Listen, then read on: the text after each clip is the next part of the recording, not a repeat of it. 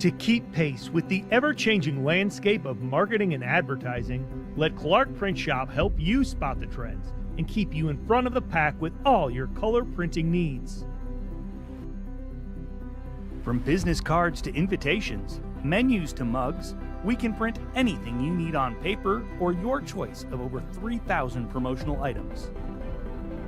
Visit www.clarkprintshop.com to browse our online catalog and place your order today, or call us at 276-889-3426. For a limited time, use the code iRacing for 23% off your first purchase. The staff at Clark Print Shop looks forward to handling all your color printing needs. In the heartland of our country, something magical is happening. At Walkin' and Rollin' Costumes, we know the power of community, of hands coming together to create wonders. These costumes are symbols of love, compassion, and inclusion. Your hands can craft dreams. Join us at Walkin' and Rollin' Costumes build events and be a part of something extraordinary. What is up, everyone? I am Joshua Banks, driver of the number 35 Matco Tool Supra. Comes back. He's going to send it to the inside. They're 3 wide for the race lead. They're going to... Joshua Banks is going to win it. Unbelievable. And also co-owner of M&J Distributors for the sponsor of Saturday Night Racing. So I just want to thank every single one of you for tuning into tonight's race. I hope you will put on a good show for you guys. I hope that you will enjoy it. So if you do, make sure you drop a thumbs up to VSPEED and subscribe to them, because they, as y'all know, if you haven't already, they put on some great broadcasts. So I'll make this short and sweet. The main reason for sponsoring Saturday Night Racing League is because I've been with these guys for a long time. I've raced with a lot of them. I've been through some rough times, some good times, and arguments and everything like that. But still, grand scheme of things, been through a lot of these guys, and I really do like where this league's going. I want to support it. They've given a lot to the league already, and I think, you know, I'm capable to support back. So that's what we're doing, and we want to keep this league free, you know, for people to join, to have a good time, come in and race and just have fun, you know, and that's what we're all about. So that's the main reason, and that's all I really have to say about it. So I hope you do enjoy the race, enjoy the season coming up. We are hopefully going to put on a great season for you guys. Also, make sure to check out my YouTube channel, Banksy the iRacer. Link will be in the description. Check out, and you can see my point of view, see what's happening on my end. If you want to watch it, it's completely fine. If not, no big deal. So come on over, hang out after the broadcast of this race, and hopefully we'll see you over there. If not, enjoy it, and I'll see you guys on track.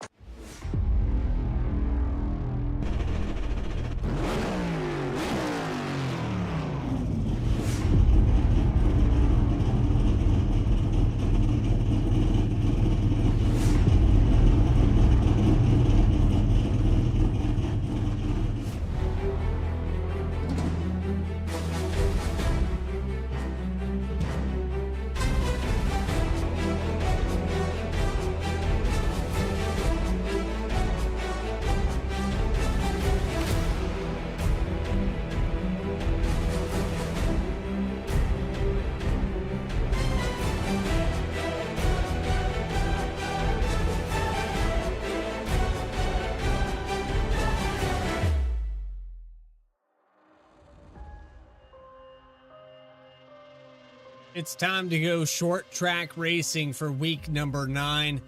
And this next-gen car is ready to unleash its full potential. The mechanical grip that it will take to get around this place here tonight, it's going to be beating and banging on those composite bodies. Live here tonight from the Richmond International Raceway, Richmond Raceway as the rename calls it. It's the Saturday Night Racing League presented by M&J Distributors. Welcome in. I'm your host, Bradley Cooper. Alongside me, Connor Horn, all season long. Connor, we've seen some fantastic racing all the way up to here, and week 9 should be no different.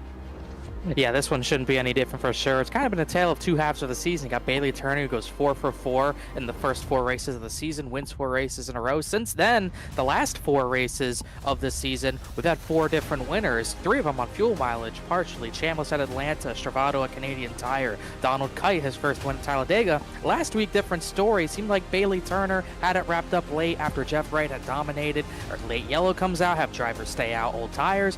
pretty much the entire field wrecked. It's Michael Sturgill, who's now second in points, picking up those scraps to win his first race of the season, his second in this league. It's put him 19 points away from Bailey Turner for the series points lead. Kite, Shepard, Wright, the top 5. Jeff Wright, kind of shocking. This far into the season, he's still looking for his first win of the season. Kibbe, Hronis, Lakatos, Carwell, Klinger are right there in the battle for the chase. Adam Cabot hasn't ran every race, and he's still right there, a point behind Chad Klinger.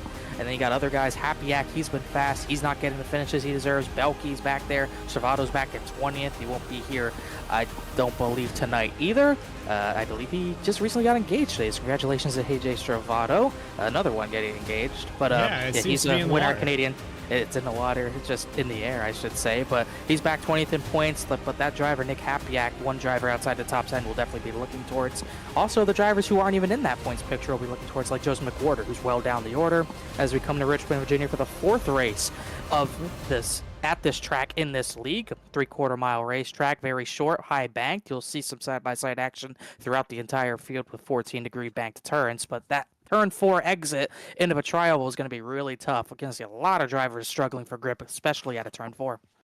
Yeah, it's similar to Iowa, and we've talked about previously how Iowa's modeled off of this racetrack. It is very, very difficult to get off a turn 4. You will spin the tires, and this car, very unpredictable. It's difficult to know when it is stepping out. 180 laps here today, 35 mile per hour pit road speed limit, 4 tire sets available. They will be at a premium with 3 green, white checkers and 80% fuel. With that, though, it's time to take you trackside, get the grid up on your screen, and starting on the pole here tonight, Jeff Wright with a 22.712. He's looking to finally bring this thing home in victory lane. 1/100th of a second rather for Bailey Turner. He's been dominant so far this season. Row number 2 is going to belong to Michael Sturgill. Jeremy Miller will start in 4th position. Then his 5th spot with Chad Klinger, Joseph McWhorter starting in 6th. 7th, Elliott Butler, Casey Lakatos, and we go back to 9th and 10th position. It's almost a full second back here in the lap times. Rob Ham, Alec Martinez in the 43, VSPEED's very own, will start in 10th. Then row number 6, Ryan Carwile, who's had some good runs this season, will start 11th. Josh Adams, who, if that race went green, maybe he beats Bailey Turner at Kentucky, but wasn't the case. He starts 12th tonight. Brian Chandless, winner at Atlanta on fuel mileage, will start 13th. Good Q run for him. Julio Villalobos Jr., the 29 graphics Camry, starts 14th.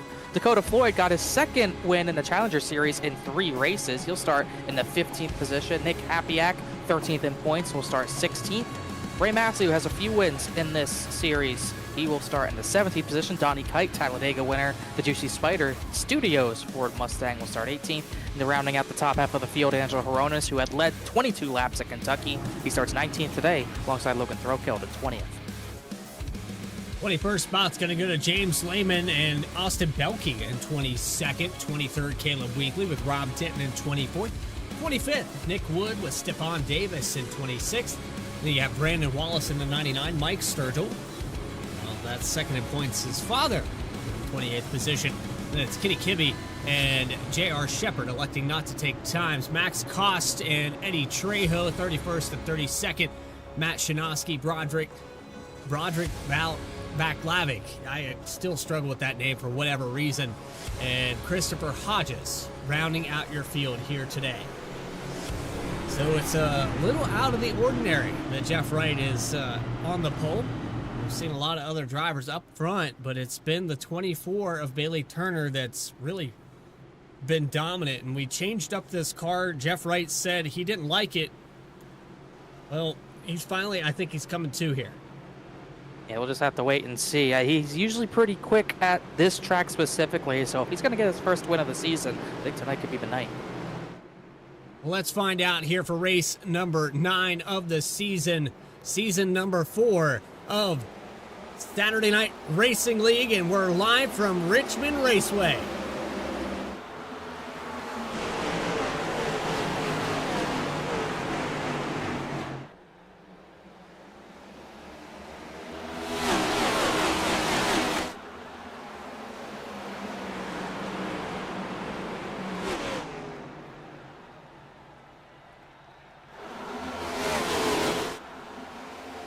It was neck and neck there at the line, but I believe Jeff Wright got that lap led just barely.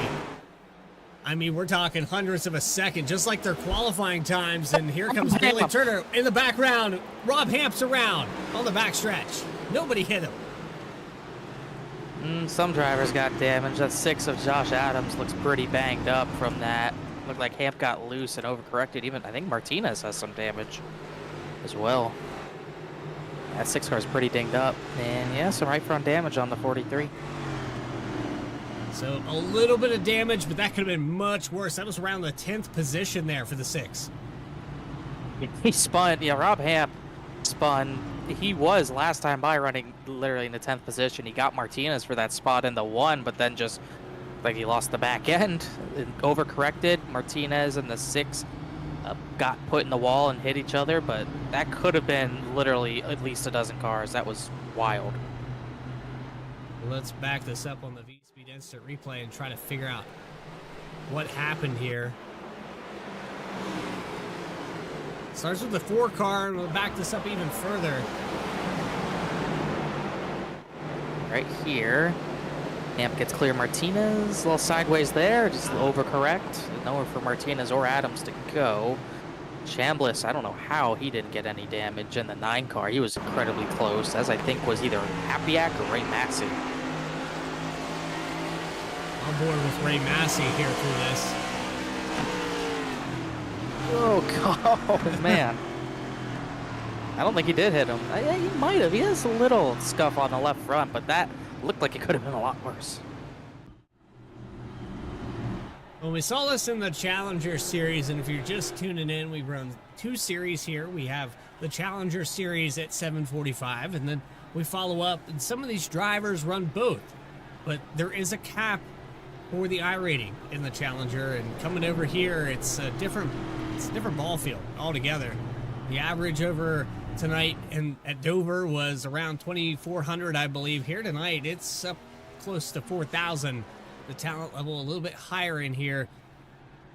But we saw at Dover an early caution right within the first 10 laps, the second caution there within the first 20, and then it ran green all the way to the end. And Saturday Night Racing is notorious for their long green flag runs here, Connor. Yeah, especially at a track like Dover, we've seen green flag runs there in the past, and we got another one tonight. That race was completed in under an hour, 57 minutes to do 120 laps of 3 cautions, and Dakota Floyd was one of those more dominant drivers. He led 32 laps. Richard Holland actually led more, but they were both kind of at the front that entire night. He had so many leaders for 10 or more laps inside the top 10. That was pretty incredible to see happen. Dakota Floyd looks pretty good in that series to start out. I don't believe we do go to Dover later in the season. It's actually the second to last race of the season, so maybe Dakota Floyd runs that race. He'll have some extra experience because it's a pretty big gap between tonight's race and the Challenger Series, and Dover is all the way in the middle of June, so we're still 2 months away from that. Just taking a look on board with the RSR Driver Cam's Rob Denton with the subliminal messaging that we are under caution as we line back up to go back green flag racing. Lap number 7 about to be underway into the Geico restart zone. And our second restart. Good jump here for Bailey Turner into turn 1. Turner just barely got the lead before the yellow came out, so Wright has to restart on the bottom in second, trying to fend off Jeremy Miller, making his first start of this season, but Wright's going to get that second position away. Looking here off the corner, though, it looks like Bailey Turner a little bit loose there off the exit of turn 4, and that's going to allow Jeff Wright to the inside in turn 1. Rob Hamp slid again out of turn 4. He missed the inside wall, and we'll stay green this time. But Jeff Wright, he wants that track position. He's trying to get it back as quickly as he lost it. They made contact in the turn number 3. Those two made a lot of contact last week as well. They're not done quite yet. Jeff Wright used the 24 to get into the entry of 3 and 4 several times, and we saw that kind of be the entirety of that entry. You could not be on the inside and complete the pass. Jeff Wright said, hold my beer. I'm going to go as deep as I can into the corner and move that car up the racetrack, and he got away with it. And he's going to get back to the inside. A much better run out of the corner than a 24 Bailey Turner had. And I think Bailey Turner said, you know what, you want to fight this hard? I'll give it to you. I'm not going to burn my stuff up on that higher line. Just going to give Jeff Wright the lead right back as Miller trying to settle into third, fighting Michael Sturgill a little bit. In fifth place, it's Joseph McWhorter up into the top 5. Kind of faked a little Saturday night retirement, running in the top 5, which he really hasn't done a lot this season in his starts. Yeah, and I think that's where he's kind of in and out on the retirement. He had a lot of success there in the previous seasons, and here with this new car, he's struggled to say the least. Jeremy Miller just in front of him there. You've got Sturgill. This is a solid top 5 run so far, but we're only 11 laps in, so a lot of racing left to be done. A lot of mistakes could be made, and I think a lot of this is the car. That's what it boils down to, Connor. We've seen guys that had success in the previous 3 seasons not favor this car at all. And obviously Jeff Wright's one of them. He's still pretty high up in the points, but yeah, definitely he hasn't had the success that he would have probably in the Xfinity Series car or in the Gen 4 car that we ran. Same thing goes for McWhorter. Both of them former series champions, both of them winless this season. McWhorter just doing a lot worse in the points so far this season. Even Joshua Banks, when he's been making his starts, he had not been really running where he would want to. He's not here tonight, so can't really see any comparison of how he did the last time at Richmond for him. But yeah, definitely got some drivers maybe a little bit better because we're in this car, maybe like Bailey Turner. It's definitely picked up the pace in the next gen compared to some others, but there's definitely a lot of drivers that I think would prefer to go back to something else. Watching this battle here for the 14th position, Angela Herron is able to clear on the 23 of Ray Massey. Just behind that, you have Caleb Weekly and Logan Threlkeld. Weekly was able to get around the 93 of Rob Denton, and now we have our green flag run underway. You gotta wonder, how fast is Jeff Wright? He barely beat for the pole, 0.02 of a second. He's barely in the lead as we have a car loose in the background. I believe that's Casey Licata's Chad Klinger to the outside. Yeah, you got another one that got a little bit sideways, a little too much throttle off of turn number 2. It's going to be very easy for a lot of drivers to do tonight, because if you're planted on the throttle just a millisecond too early out of these corners, you're going to go around, and you're going to have to really fight hard to try to save it. The rear of the car, very, very unstable. So if you burn up your rear tires, if we get a long green flag run, you are going to be struggling, and you might as well get ready to make one extra pit stop compared to the rest of the field, because those rear tires are the ones you're going to want to save hard tonight. On board here with Logan Threlkeld, and he said, let's continue the Indiana Jones get up. And this is the iRacing Santa, but here tonight, he's in that very cowboy look with that hat. And he said it brought him good luck there. It has. You watched last week where we had that green-white checkered and a big wreck there. Connor, we were trying to describe and explain to everyone how the white flag has changed, where it comes out compared to when the caution can fly. Tell everyone at home exactly how that works now. Well, basically, if you're a driver, when the white flag is going to show up on your screen, there's no chance that the yellow flag is going to come out anymore.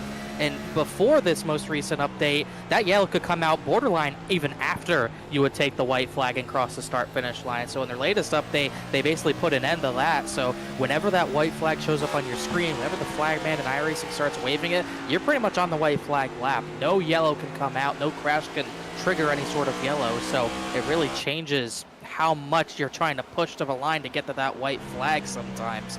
And it definitely changed the approach for a lot of drivers last week.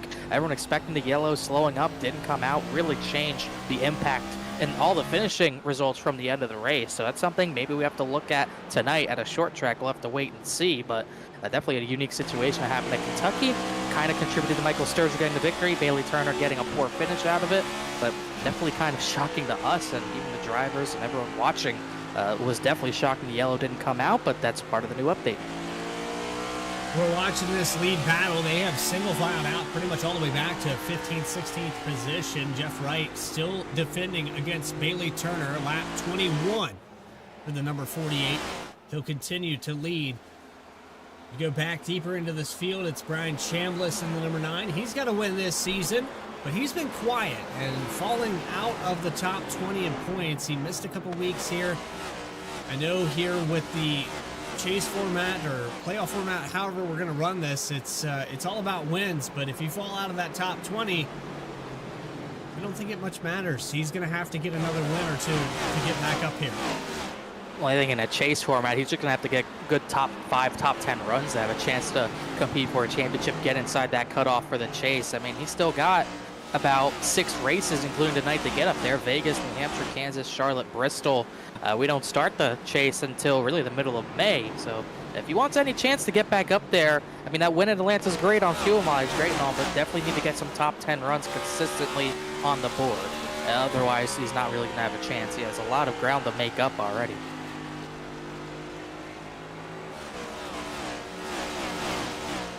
We go deeper back in this field. We do have some side-by-side between Ray Massey, J.R. Shepard. This is the only side-by-side battle, and it ends very quickly. 98 car gets done and gets to 17th. Ray Massey following through this field a little bit. J.R. Shepard on the move. 13 positions gained for the 98 and 13 positions gained for Kenny Kibbe in the 14. I wish Kenny Kibbe could get his qualifying sorted out. I think he'd be a lot better in points if he could just qualify the dang car, but it just seems like he doesn't want to at all. But it's like J.R. Shepard's going to try to follow him through the field. Usually J.R. Shepard does put few times down, and that's shown. He's gotten good finishes to go along with it. He's got 3 top 5s, which are also his 3 top 10s, so he's definitely had some very solid runs. He sets himself, 40 points behind Bailey Turner for the series points lead. And being only 40 points off someone who has won 4 races, albeit Turner did miss a race, but still pretty impressive. When you go back to how he got around at Canadian Tire, it's the tracks that a lot of people don't favor. And this car on top of that, Shepard has shown. And I got to ask, and I hope that JR goes back and watches this broadcast, because we got a little bit of that Mandela effect here, that it could be Shepard with the PH. I don't know. Or it could be Shepard. You'd be the judge there at home. I'm going to go with Shepard just because Yellow. That's what I've been calling. And yellow flag is out. Looks like Stefan Davis, Brandon Wallace. Oh! Nick Wood, way late. Piled into that. It was a 2-car incident. Nick Wood decided to join it. It's our second caution. We're watching right here with a 31 doing the brake stab to straighten that car out. This is after the fact. Oh, Davis spun. There's nowhere for Brandon Wallace to go. And then I kind of pulled down the track there. I missed that. Let's back this up one more time. Should bring everyone in the pit lane, I would think. Yes, it will. So 60's the first car that goes around. We got the 31 that kind of slid there. That didn't trigger anything. But then into 3, ooh, he got booted by Josh Adams there. Oh, and he hit the barrels. Then there's nowhere for Brandon Wallace to go. Yeah, Adams kind of shipped the 60 there. And then Davis trying to get back going, comes down the track, and Nick Wood was not ready for it. Piled in, so you can definitely see frustration on Nick Wood's side. You know, inside's clear, and yeah, there's not much he could do there. Definitely want to slow down a little more than that when you know a wreck's ahead, but I could definitely see him being frustrated with the 60 rolling and not waiting for him to go by. This pretty much brought everyone to pit road. Jeff Wright gets out first. Turner, Miller, Alec Martinez 4th, and Sturgill 5th. So another caution here at lap 28. Reset this field, and I think this is the good call to take tires. You have 4 sets tonight available, and you can't afford to be that car 30-lap-old tires. The fall-off was almost a full second at this point. Best lap here for Jeff Wright, a 22.895. He is the fastest car on the racetrack, but Chad Klinger, very close. Actually, Klinger, 100th faster, so it is the 09 that turned the fastest lap. And I've been watching Chad Klinger work his way around this traffic. There's a lot of guys outside this top 5 here tonight that have the potential to win this race. Yeah, I think track position's still going to be pretty important. Even at a short track like this, I still think it's pretty important. I think if we got a long run, the way it was looking, Bailey Turner looked like he wanted to go, try to get past Jeff Wright, but that pass is looking like it's going to be pretty hard to make, especially for the race lead. So I don't know. We'll see if we get a long run, if the 24 can get by Jeff Wright like he did at the very beginning of the run, but it definitely looked like it was going to be tough to do.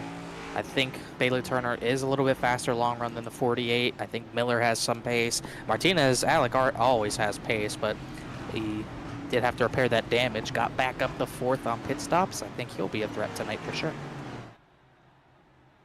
So doubled back up here on lap 32 out of 180 tonight.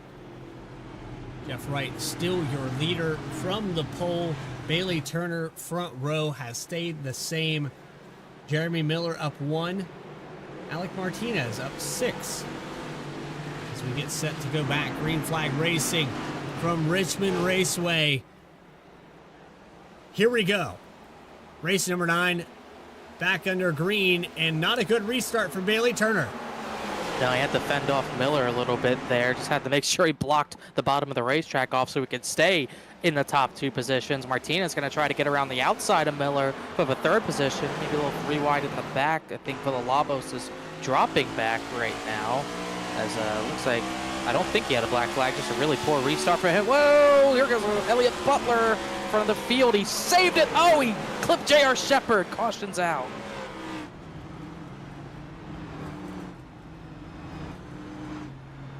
But Max Koss got a big piece of it as well.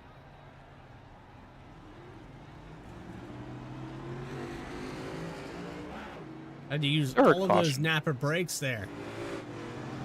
The 3rd caution. Thought we're going to get away no yellow, and Butler kind of released the brake, and there's nowhere for the 98 to go.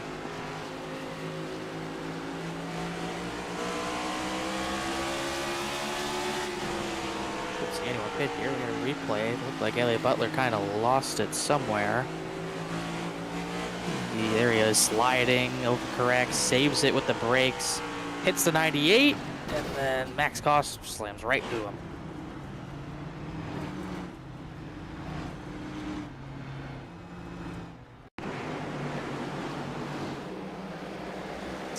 You see him wiggle right there, pretty late in the corner, but that's standard for next gen. I think he saves right here, but he turns it left, releases the brake, and there's nowhere for J.R. Shepard to go. And the Max Koss piled in there late. Looked like the 31 might have made contact. Shanoski might have made contact with someone as well. But yeah, I thought Butler was going to save that one, releases the brake. I think he's trying to turn it left to just stay out of the main racing line, but J.R. Shepard's already committed down there. He just gets pounded in the right rear. Decent 360 though. And everybody did a phenomenal job of avoiding that, even after J.R. Shepard went for a ride. It would have been a lot worse, especially, you know, you're exiting turn 4, getting ready to set up your entry to turn 1. That's happened so fast here at Richmond Raceway. Unlike Dover, though, there is some runoff. There are places for these cars to go, and you got to be thankful for that. There is an infield here on the tri-oval, and you can run down to the apron or cut through the grass if you have to. You try to avoid doing that, though. This car, it's difficult enough on the asphalt to control. You really don't want to take it down there. No, I think that's going to be tough to really do anything on the apron, but to get the inside of the racetrack, to get the inside line hooked up, you're going to want to be testing the limits of that yellow line. I mean, it feels like when you're on it, you're hitting the apron, but if you really want to wrap the bottom, you got to run that bottom of the racetrack usually. The groove really doesn't move around like it used to in the Gen 6 car, or really when we had dynamic track, but definitely we've already seen that higher line can be used for defending, and if you are that much faster than someone, you could definitely get to someone's right rear and pass them that way. But I think most of your passes are going to be tough when you got drivers able to wrap that yellow line around the bottom. Otherwise, you're probably going to have to try to use the bumper later in this race to try to pass people. That's short track racing at its best when drivers can master the art. This car, a little difficult to get into one another and not move them too much. But I'm sure we'll see it. We saw a lot of contact there just last week at Kentucky, and maybe more of the same. We've seen a lot of single file, and I'm sure these drivers starting to get hungry for track position. We've ticked away 38 laps, coming up on 143 to go, 142 when we cross that stripe. Jeff Wright going to try to get another good restart here. Green flag back underway. Much better jump from Miller, and third that time. He has a pretty good chance of getting second away from Bailey Turner, and that could be pretty important for the rest of the restarts in this little stint here on this set of tires. See Turner holding on the outside. A little bit better here through 3 and 4, but through 1 and 2, Miller almost had the position. He's going to have to try to clear. Jeff Wright's loving what he's seeing in his mirror right now. It's still pretty easy to defend on the outside. You're just so much more scared on the outside about your tires, as he really forced the issue getting in front of Miller into turn number 3, as I don't think Miller appreciated that. He almost gave him a little bit of a shot there, but it's just so much easier to defend on the top side. You're just so, like I said, so worried about wearing the rear tires out when trying to run up there and force yourself to go harder than you want to. That's a real main concern if you get forced up there. So Sad Boys continues on this top 3. Jeff Wright, Bailey Turner, Jeremy Miller, and then you have Michael Sturgill, last week's winner. Sturgill, definitely a driver that you got to contend with every single week. He finds his way at the best time possible into the top 10, and he never leaves. Usually the case, just kind of rides around best he can until it's time to pounce, and I don't think he really had an opportunity to pounce until that yellow came out, but he just got the perfect restart. The guys who stayed out kind of held up Bailey Turner, a few others, just enough for him to sneak through, and at that point Jeff Wright couldn't find a way around the 3 with only really a lap left to do it. So Sturgill definitely going to be a threat if things happen later in this race. He's up to 4th, just kind of, like I said, just kind of riding as though he really missed turn 4 that time. I don't know if he was really riding there. It just looked like maybe lost the rear end. Kind of looked like it swapped out from under him, but didn't cost him too much, as Turner is still all over Jeff Wright's rear bumper, trying to get that lead. Just can't do it. Chad Klinger on the outside of Joseph McWhorter out of turn 2 and looking for the top 5. I was saying earlier, the 09, fastest car on the racetrack. He's starting to show it now. If we can get a long green flag run, I know Chad Klinger can get around this place. He's definitely proven that. I believe he might have a win here, so yeah, it wouldn't be too surprising to see him go to victory lane again. That win was in the Gen 4, but he usually does run pretty well here. He had a 7th last season here, and I don't think he had as good of a finish when we were in the Xfinity Series cars, but like I said, Gen 4, he does have a victory here. He led 142 laps that race, so would not be surprised to see him go to victory lane here again. Obviously, it's a track he gets around well, having a pretty tough battle with McWhorter right now. You just see how tough it is to get that bottom line wound up when someone's pinching you off on the top of the racetrack. Makes this pass really, really difficult. And so shifting gears is another factor here. You just heard the rev up to 5th gear. Now down to 4th through the entry of the corner. Car down on the racetrack. I believe that's Stephon Davis in the 60 getting back out on the racing surface. But finally able to clear here for the 09. Yeah, he clears the 73. Lakatos is sliding a little bit. Goodness, he had another big slide. It's a 2nd or 3rd big slide he's had. They're going to have to be forced 3 wide because of that. With Lakatos still struggling for rear grip. Lehman, Carwile, they almost all 3 of them made contact, as Lehman's going to keep it 3 wide. Nope, he had to back out. Got a little bit too tight there, as they were side by side for the lead, but Jeff Wright got it back. But Lakatos really struggling with the rear tires right now, and Lehman smells blood in the water, trying to get away from the 50 really, but doesn't have any room to make it work. So it'll settle out, but he's still struggling with the handling, and now on the outside is Ryan Carwile in the 71. He's still trying to get clear. They continue the side-by-side. Does James Lehman go 3 wide again? The 50 of Lakatos got loose out of 4. This just has no room. Oh, Bailey Turner just shipped Jeff Wright at the front. I don't think he meant to, but he definitely hit the rear bumper of the 48 there, and that kind of forced him to back off and be like, oh, I don't want to do that. I got to give him some room. Lehman just got by Lakatos. Lakatos starting to fade right there. Light tap. Don't think he meant to do it because he just immediately jumped on the brakes. But that'll accelerate the 48's rear tire wear. And still play in favor for the 24, you would think. But he's definitely keeping the pressure on. He's hitting the intimidator button every chance he can get. And that's really all you have here at Richmond, is just continue to fill that mirror lap after lap and let a driver make a mistake. You see a shallow entry here for the 24. He's diving all the way to the inside before we even hit the exit of the tri-oval. That's always how I liked running it. I never really liked to arc it in very late. I want to get to that yellow line as quickly as possible. It used to work very well in the Gen 6, and the Xfinity car it still works. I never really felt like it worked as well in this Gen 7 race car, but obviously still a pretty effective line for a lot of drivers. He's really the highest one running that's doing that sort of tactic in the turn 1, though, where you can see Wright entering way later, Turner just getting to the bottom about as quickly as you can. Down on the bottom here through 3 and 4. He's made up another 10th. He's getting back to the rear bumper. Last time by, a 10th faster. We'll go into 1 and 2, and that is very interesting how he's entering the corner in 1 and 2. Kind of goes against your instinct, but so does this car.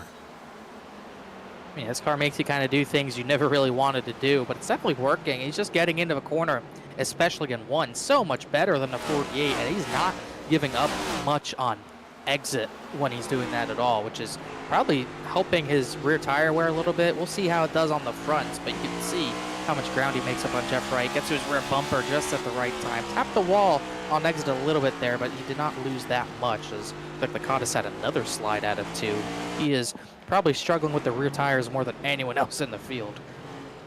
But you can quiz me on this, you can test me, but I want to say that the 24 car has found his way to victory lane here at Richmond as well.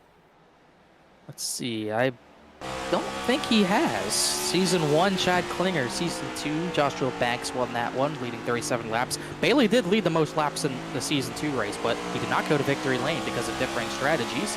Season 3, he led the most laps again, but he finished 3rd. Aaron Smith won that race. So Well, there you go. Safe to say, I think strategies really caught Bailey Turner out in this race. Right now, I don't see that much differing strategies right now. I think he just pit one time. If this goes green from here, which is unlikely, pit one time under green, go to the end of a race, and just hope you win. I don't think that extra stop's going to help you if you try to do that. Inside here for the 29 of Angela Heronis. This is for the 11th position. 06 of Hapiak on the outside. Juicy Spider up high. 29 is going to clear, and you can see just behind that the 50 of Casey Licata, who has struggled. He has fallen down 5 positions from where he started, but even more, probably add on another 3 or 4 from where he was a moment ago. 13th position now for Casey Licata.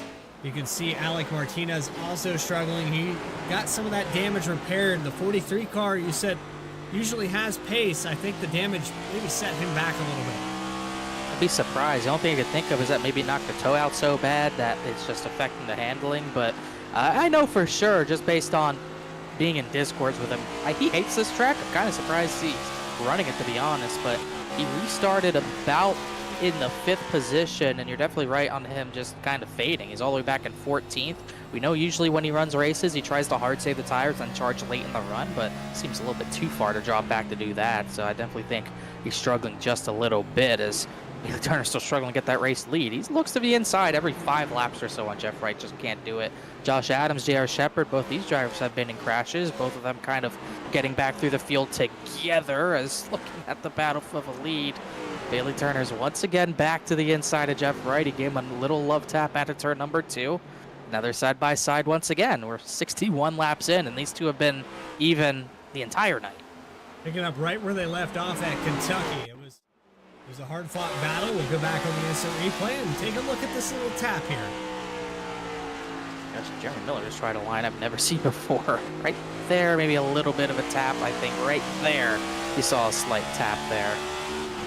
But honestly, what caught my breath there, it caught my attention a lot more there, was the line Jeremy Miller was running into turn number 1. We'll see it again live. Look how high he is. I haven't seen that line work here in years, really since like 2017-18. You do not see that line work very often, but his times are good, even with the top 2 while they battle, so there's something there. But I feel like 3 and 4 is the better end of the racetrack to try to high side, but he's not doing it there. Really, no one is. Watch it here again on board with the number 30. Just straight lines entry. I mean, do what you got to do to make pace. Find grip. They're going to be hunting for it all night. Gotta go where they ain't. Just trying to get clean air on the nose, maybe. You just gotta be careful doing that because it's giving Michael Sturgill a chance at his inside, and that might hurt his corner exit if Sturgill starts hogging up the inside line, as Turner really fired it into one that time as they're coming up on Elliott Butler, who might play a factor in this battle in a lap or two, maybe more, as there's more contact between the top two. This is the furthest along Bailey Turner's been really this entire run, so this might be a shot to get this pass done. Heavy contact into the entry of 3 and 4. They push up on each other. A little bit of leaning into 1 and 2. Jeff Wright, a wider entry into the corner. And they're just hoping the 16 car doesn't play a factor. Good drive off of the corner, and he defends it again. But Jeff Wright's just trying to get clear of Bailey Turner before they get to Elliott Butler. He's up the track again, but Elliott Butler is going to give them the room. That might actually hurt Miller off the corner a little bit more. But Jeff Wright fending off this challenge for a little longer. I just think once Bailey Turner gets this lead away, it's only a matter of time. And then Turner will start to drive away from this 48. It just looks like he's really struggling just to get the car turned. It seems like he has enough rear grip, but it just doesn't look like he's getting through the corner with the fronts at all. They're pretty wide for about the 6th position. 7th position back there. Carwell, Lehman, Kibbe. Kibbe almost knocked the wall down out of turn 4. Turner way to the high side. It's going to take Miller's line away a little bit, but watch this run he gets off of turn number 2, just trying anything to get by this 48. Jeff Wright has defended it well, and like you said, if the 24 does find the lead, you could probably see him drive away. I think Jeff Wright knows that, and if he lets Bailey Turner get away from him, that could be race over. And you get the pole, you defend it every chance you can. Top 4 right on top of each other, though, with Wright, Turner, Miller, and Sturgill. Starting to creep back into the picture here for the 3 car. Chad Klinger not too far behind, but he's not really keeping pace with the top 4 right now. They were all faster as man. Miller ships it into turn number 1. He got to the outside of Bailey Turner that time. And they're not too far away from catching more lap traffic. Mike Sturgill, Villalobos, Wallace, Koss, Stephen Davis. That's really the end of the lead lap right there. So lap traffic's definitely going to play a factor on this run if we keep this sort of green flag running up. You saw right there, Miller was trying to get by Bailey Turner, who kind of defended down the backstretch. It was minor, but a little touch with the wall for the 30 car. He's going to try the high line in 3 and 4. That's what I want to see him try. I just think you get such a better straight line exit out of 4 compared to any other car around. Stephen Davis. So much for that green flag running.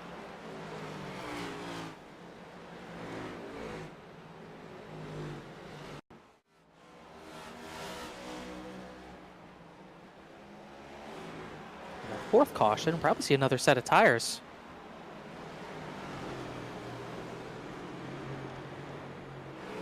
Had a slide earlier, just lost it.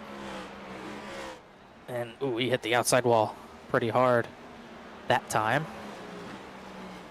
It looked like Sturgill got a pretty good piece of the wall trying to avoid all that, so he might have some damage to repair. This puts us 42 laps on the stint, and I would assume to see everybody take 4 tires. Jeff Wright has led every single lap with the exception of that, well, you know what? I lied. Exception of 8. Exception of 8. The Turner probably led 8. I don't know if anyone else who would have led that many laps. Every race off of pit road is going to be crucial. I think if Bailey Turner could just get the clean air, I don't know if Jeff Wright could get him back. But you know, you get a little bit of RNG on these pit cycles, especially under yellow. Get the quicker stop, maybe get a position, not to be. Wright's got it easy, then Turner, Miller, Sturgill, and Klinger. So it looked like Sturgill didn't get damage out of it, but he definitely hit the wall a little bit. With that, though, it's time to take us on a quick commercial break. You are watching the Saturday Night Racing League presented by M&J Distributors. More coverage will continue right after this.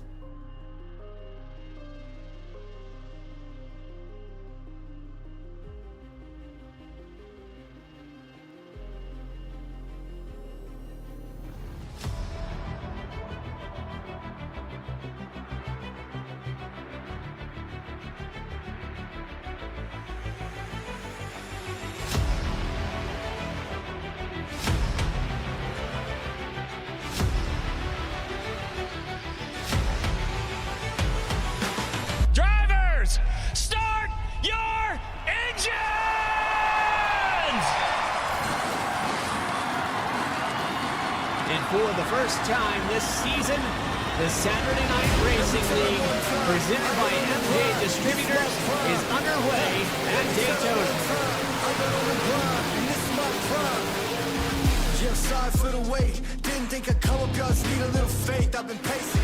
It's killing this line because McWhorter can't complete the pass, and he's sideways off the corner, and he held on to it. Oh, Otto gets turned into turn number 3. McWhorter, Klinger, all in the outside wall. Caution is out. We're going to get a late race restart. Joshua Banks coming out of turn number 4, win number 6 in Saturday Night Racing League, first of the season for the 35. He gets it done in Dover. The new winner this season, the 09 of Chad Klinger, off of turn 4. He will be victorious tonight at Phoenix. But the 73 of Joseph McWhorter is going to be your season 2 champion. Here he comes off of turns 3 and 4. It sounds like he saved enough fuel. Seth Hatchell, with an excellent strategy, is going to win here tonight at Kentucky Speedway.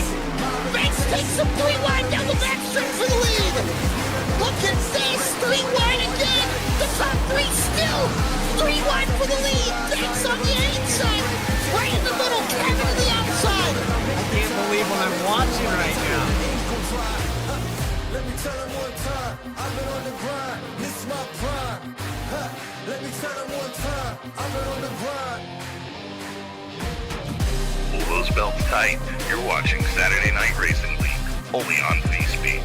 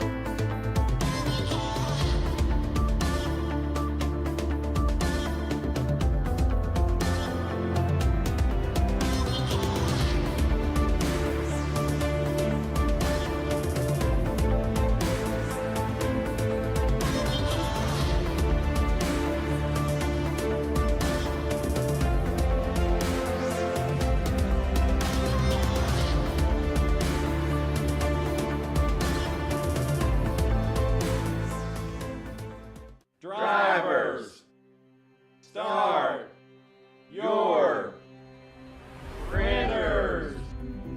To keep pace with the ever-changing landscape of marketing and advertising, let Clark Print Shop help you spot the trends and keep you in front of the pack with all your color printing needs. From business cards to invitations, menus to mugs, we can print anything you need on paper or your choice of over 3,000 promotional items. Visit www.clarkprintshop.com to browse our online catalog and place your order today, or call us at 276-889-3426. For a limited time, use the code iRacing for 23% off your first purchase. The staff at Clark Print Shop looks forward to handling all your color printing needs. In the heartland of our country, something magical is happening. At Walkin' and Rollin' Costumes, we know the power of community, of hands coming together to create wonders. These costumes are symbols of love, compassion, and inclusion. Your hands can craft dreams. Join us at Walkin' and Rollin' Costumes build events and be a part of something extraordinary.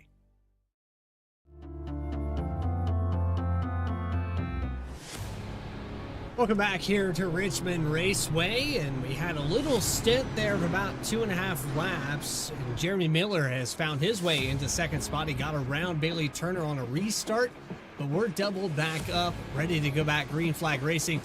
Connor, what's your assessment so far with what we've seen in the top 3?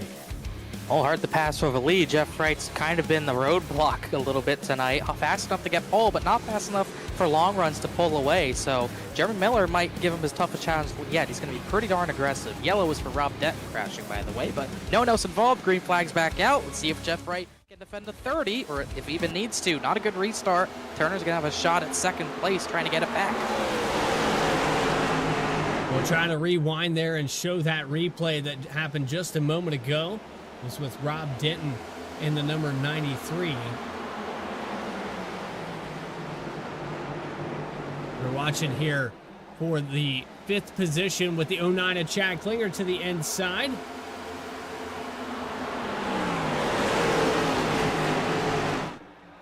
Battles continue all the way from 5th place on back, side by side. And Klinger trying to get that spot, trying to stay ahead of Joseph McWhorter. McWhorter's going to pinch him down to the bottom of the racetrack. Really not seeing anyone, especially short run, trying to go any higher than that second groove, just pitching the drivers down. Seems like only when we get a long run, drivers are really trying to make that way higher line work. And even then, it was really only Miller trying it. I didn't see anyone else going that high up off the racetrack, as Miller had a big wiggle off of 2 that time, but kept it straight. But he's lost second back to Bailey Turner. So we're going to try to rewind here. Back this up. Where the 93 during that commercial break. Find exactly what happened to him. It's Austin Belke there on the inside, I do believe. And he just locks it up. I don't know if he locked up. More so, it just looked like the rear end came out, got into the corner maybe way too deep, and the rear end came out. He tried to correct it, put himself in the outside wall. So his race is almost certainly done with a meatball flag. So he's definitely done for the night, as he's going to join Rob Hamp and Stephen Davis in the garage area. So 3 cars are out of this race, out of a 34 that started. Broderick Lavick did not start the race. And they got Throw Calvin Wood and Elliott Butler all 1 lap down, fighting for the lucky dog, as Jeff Wright's continuing to try to fend off Bailey Turner. Turner 4 wins this season. Jeff Wright 0. That's your defending champion. And Bailey Turner off to a hot start. Went a little stagnant here. His points lead was over 70 points at one point in the season. It's a lot of points. I just said a lot of points. Jeff Wright winless. That's the important part. Yeah, Jeff Wright winless. He is up to 4th in points, though. He gained 6 positions last week after the chaos on the final lap at Kentucky. He's 38 points behind Bailey Turner, so he's definitely in this fight. Turner doesn't have any sort of regular season championship locked up quite yet, but just having good runs like this and not being foiled by late race restarts would be a good way to make sure he's not going to have any threats from Jeff Wright or Michael Sturgill or anyone else a little higher up in the points. Window net is not down, as said by Rob Denton in the chat. I know that that looked a little violent there in the outside wall of turn 1. This car, so difficult to control and difficult to pass. You can see here for Bailey Turner, he is definitely faster. He knows the ins and outs of this racetrack. It's Richmond and New Hampshire that Turner can get around better than anybody else. I think we're about halfway in the race, which means we're getting ready for something, but Bailey Turner's getting ready to finally use this bumper with intent. I think he's getting really tired of being held up. He knows he's faster. If he could just get past the 48, he might be able to get a good gap on Miller and Sturgill behind him, which I think is what's more important to him, but he just can't do it without the room to slide up on the exits of the corners. And even racing side by side, they continue to pull away a little bit here from the 30 machine. Remember, Miller had gotten the best on a restart of Bailey Turner, but it was quick work in the 24 car. Going to go back to the inside through 3 and 4. He's going to hold it down here on the entry. Can he clear Jeff Wright? He really is trying hard. He just can't quite get it done. You just need that extra room to slide up on the exits of both ends of the racetrack. It really gives him no choice but to use the bumper. Just try different lines in general. You already see Jeremy Miller kind of using the second lane behind him. Turner tried it there, but he really got sideways off the corner. I think if he's not going to be willing to use the bumper, the best thing he can do is back off the rear bumper of Jeff Wright, try to save his tires even a little bit harder than he usually would, and then try to mount the charge a little bit later in the run. I think that might be his best course of action, course of attack, but not willing to do that right now, just kind of making sure he keeps Jeff right in his sights.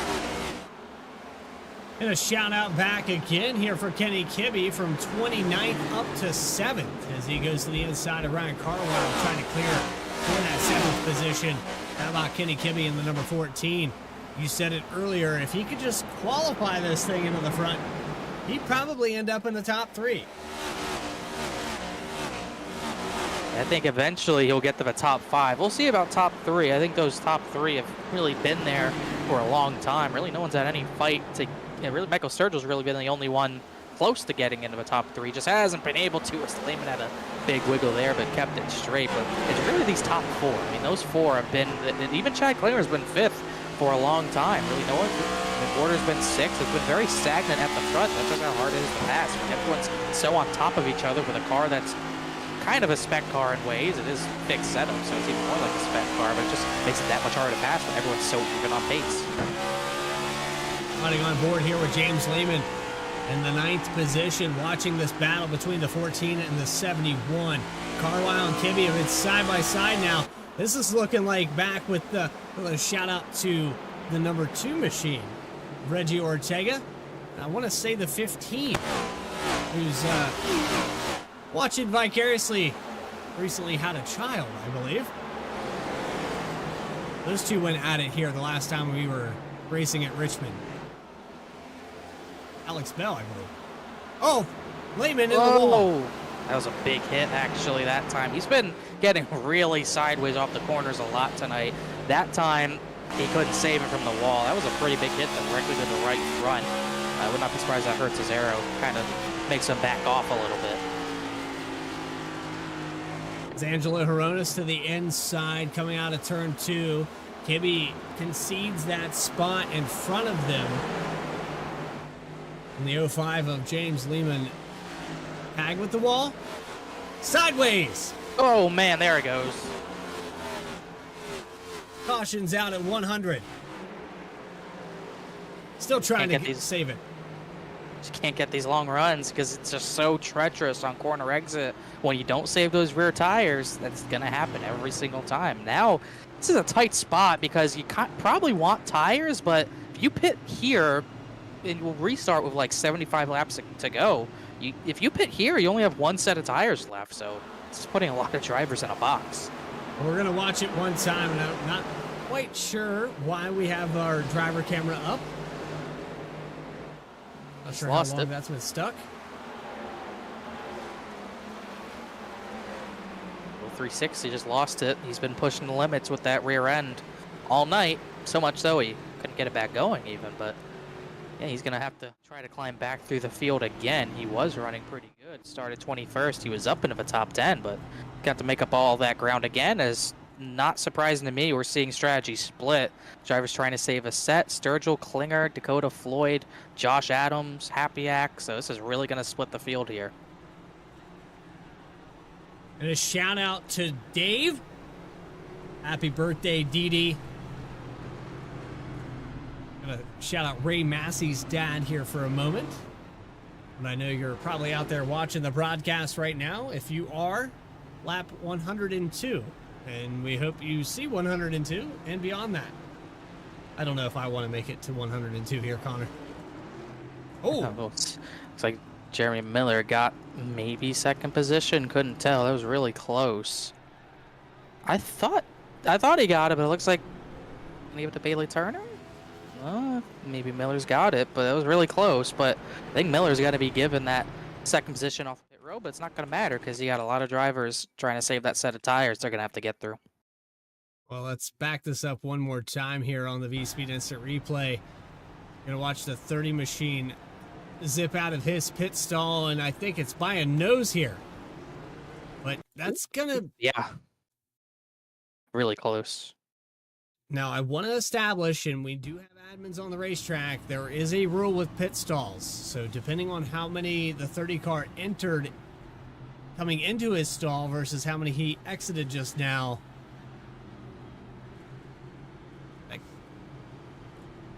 Well, he's got the 4th pit stall, so he went through 3 there, so depends on what the rule is. Because he definitely exited through 3 extra stalls. I believe it's 3 total. Now, I race in the Challenger Series, but I believe it's 3 altogether. You can do 1 in, 1 out. You can do 2 in, 1 out. We'll see. Because he definitely went through someone's stall to get through a stall, but it's kind of hard not to do that on entry. But I haven't seen anything called, and we're 1 to green. You would think it would have been called by now. But 4 in, 4 out, confirmed. Yeah, so he's definitely good there. It's the real issue we're going to watch here with 75 to go. We got drivers on old tires from Michael Sturgill all the way back to James Lehman, who spun. He's going to stay out. So 9 drivers staying out. Jeff Wright's the first one on tires. Caleb Weekly changed his camera to a portrait mode, so I was just about to hit the driver cam on him. He's had his driver cam up all night long. Green flag back underway at lap 105. Miller's forcing the issue, going 3 wide, trying to get the advantage on Jeff Wright. And Wright's trying to put him 4 wide. Just couldn't quite do it. Lehman's loose. He just spun before. Turner's in the middle. Wright's in the middle. Oh, Lehman and Miller hit. There goes Lehman again, and he's going to spin it. Oh, back into the wall. Yeah, wasn't a very surprising outcome.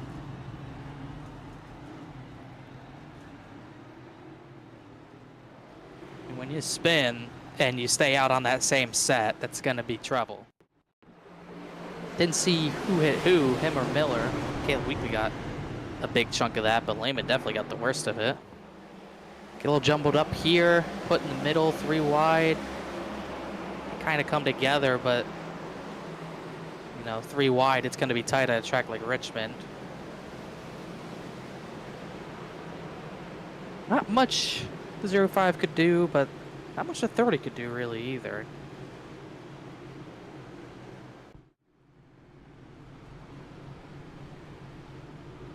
Seven cautions, 3 lead changes in 107 laps here from Richmond Raceway. What do you think, Connor? I think it's time we dial up one of these drivers and bring him up into the broadcast booth. Also gotta get loud in a little bit, but who are we? Who we getting here? Let's find Caleb Weekly. Let's see, he's just involved in that incident a little bit. Trying to see if he's repairing damage. I think he is.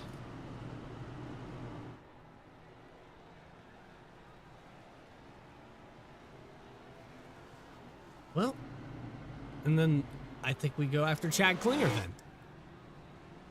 That's probably the better option. Let's see if we get him dialed up for you. Chad Klinger, Bradley Cooper, Connor Horn in the VSPEED booth. Do you got a copy? I have a copy.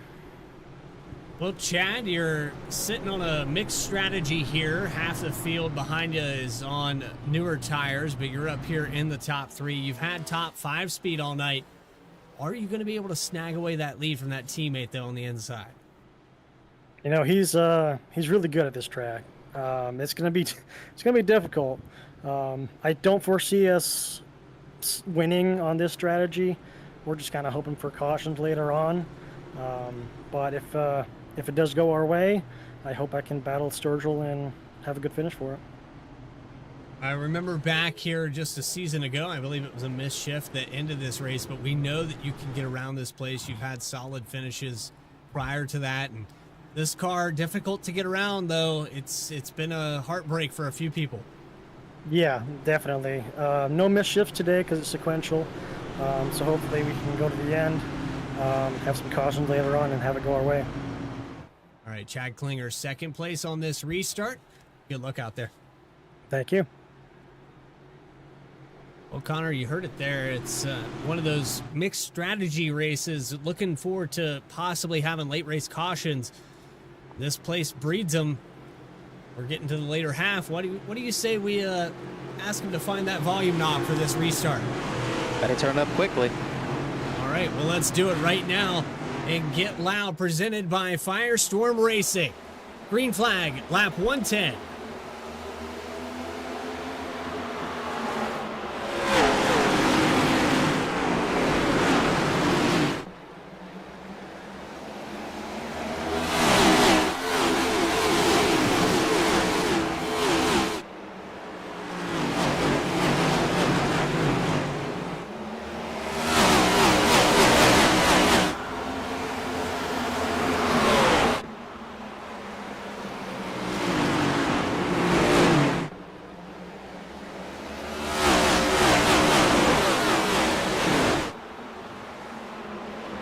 in trouble on the yeah. backstretch. Chambliss involved. Shepard's around. Got a bunch of people involved. Another one late there. Looked like Nick Wood got some even bigger damage out of it.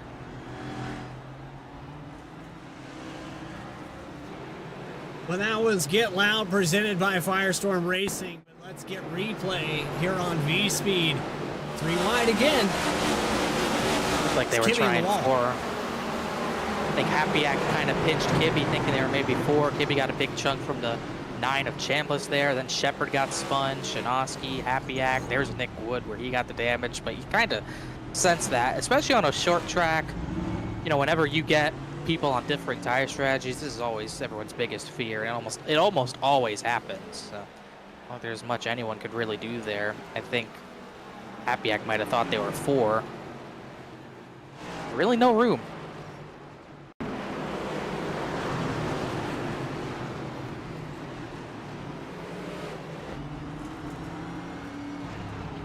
And J.R. Shepard, I mean, he got the worst end of this in total. We'll back this up one more time. Trying to see, it happens much further ahead of them. Not much further, but I mean, it's a little further up. There's contact there. You can't really see it. You see smoke. He might have gotten rear-ended by someone. He just couldn't collect it until they got to the, before they got to the end of the corner. Then he gets hit by the 06, or that might have been Villalobos, but Yeah. he got booted out of control. There's nothing he could do. So quite a few cars come down pit road to get some of this repaired and get 4 fresh ones on it. We're running out of tires here. Only 4 sets available. Got drivers that went on the save and conserve strategy on these tire sets, and it's looking like it might pay off here for Michael Sturgill, Chad Klinger, the 2 dominant cars of the day. Bailey Turner and Jeff Wright, they've been up front in the top 2 since the start of this thing, looking to get back around some of these cars on older tires. Yeah, and it definitely was not a good restart for Jeff Wright. Really, the 2 guys who have been keeping up with him the most, and Jeremy Miller and Bailey Turner, they both got by him. That was as good of a restart as it could have been for Miller. He's up to 4th. He's now the first driver on new tires. Bailey Turner's going to have to restart directly behind him, while Jeff Wright is on the inside line behind both of them. So it's going to be a tall task for Wright to get back by both of them, I think, without tire strategy once again. But once again, it's not much strategy to play. All 3 of those guys still have 1 set left, while McWhorter, Adams, Klinger, Sturgill, they all got 2 sets left right now, from what I could tell. But this is an important restart for one of those 3 to get past the last few guys on older tires. So a shake up here from Richmond in race number 9. If you haven't yet, go ahead and hit that subscribe button. I think that was English. Go ahead and hit that subscribe button. You'll never miss a single race, as we'll have flag-to-flag coverage all season long. Race number 9 about to be back underway. Michael Sturgill into turn 1. Klinger on the outside. Adams and Miller. 3 wide. Porter forcing it 3, had to back out, but he's going to get back in there. He gave the 6 a little bit of a boot there. That's going to actually help Jeremy Miller out, get by both of those drivers. Well, Jeff Wright's still kind of stuck on the inside. Jeff Wright inside of Ryan Carlisle, looking to the bottom of the 6 of Josh Adams. And it is chaos now with these different tires. We haven't seen this all race long. They're usually single filing out. Sideways, he buried it into one way too hard. He blew the corner. He's going to keep it in the barely the 5th position for now, but they just gave Bailey Turner a huge break. And so with that sideways, we've got contact, the 6 of Adams, and they're around. McWhorter into the infield. There's no yellow. No caution for that somehow. Oh, we need to back this up quite a ways. Oh, Turner almost spun off of 2. I can't believe that's not a yellow.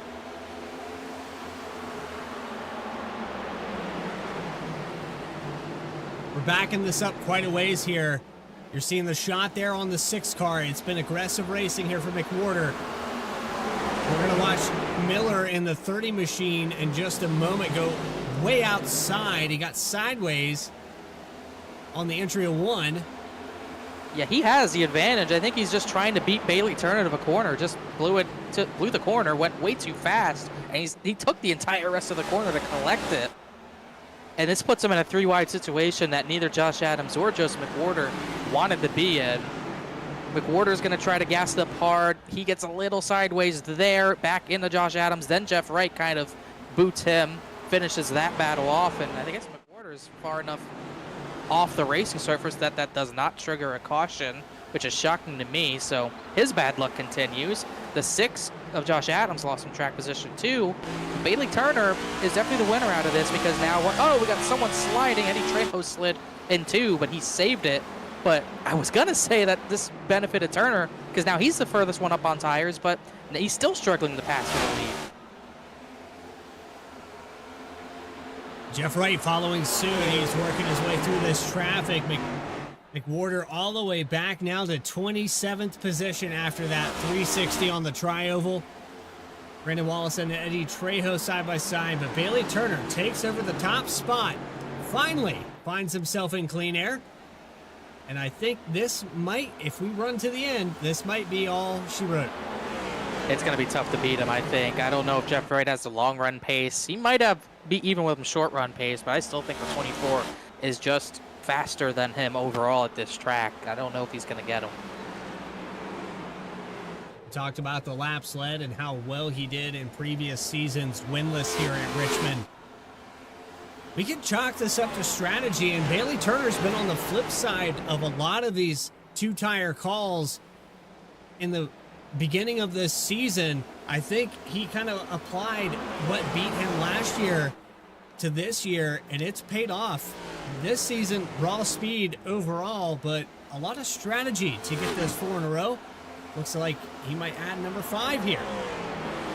He's certainly looking to be in a good spot for it, but we still have over 50 laps of racing to go, which is kind of funny. We thought we just got to halfway, all of a sudden 50 to go. It doesn't seem like that short of a race, but it's kind of acting like that right now as Miller gets the 3rd position back from Michael Sturgill. I mean, Miller's going to be kicking himself for that error. He had the track position over the drivers on his strategy, missed the corner, and now he's back pretty much where he was.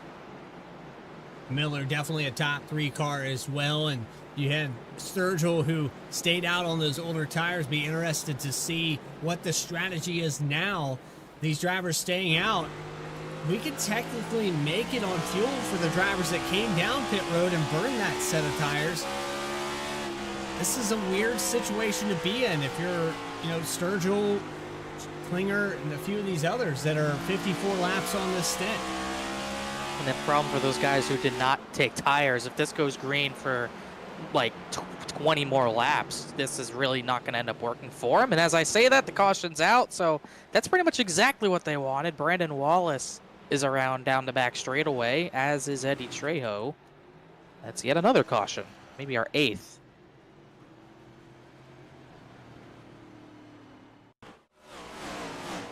This is definitely going to definitely see those drivers who stayed out last time pit here for their tires. You probably won't see the 48, 24, 30, and a few others pit. Looks like Trejo was the first one around, and Brandon Wallace spun in the aftermath, but yep. Don't think he got hit. But Trejo took a pretty big hit. Front end doesn't look too bad, though. Jeff Wright actually pit. Yeah, then he just overcorrects it into the wall. I don't know how there's not front end damage on that car, visibly at least, but had some drivers pit there. Sturgill pit. I'm shocked Jeff Wright's pitting. He is definitely out of tires now. So that's a real big gamble for him to take, that this is going to go green. He had Klinger, Josh Adams, Happy Ag Villalobos, number of others. Matt Shinosky, the lucky dog. He was the only driver left a lap down that was still running.